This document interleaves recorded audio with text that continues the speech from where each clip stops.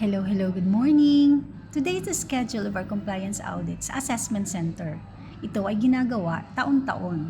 Ang nasabing audit ay naglalayong tukuyin kung ang mga pasilidad, kagamitan, kasangkapan at materyales na kinakailangan upang maihatid ang dekalidad ng mga programa ng TVET ay patuloy na sumusunod sa mga pamantayan ng TESDA. At ang mga trainers ay sumusunod sa mga regulasyon ng TESDA. At para masiguro yung completeness ng lahat ng mga gamit, dapat i-check ng mabuti bago ang schedule ng audit para iwas findings. Bilang isang TESDA-accredited na institution, I personally make it a point na ma-deliver ng maayos at makumply lahat ng mga kakailanganing mga gamit at documentary requirements.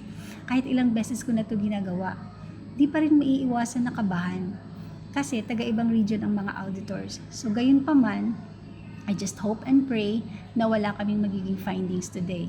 So yun lang, sana magiging successful ang araw na ito. Salamat po!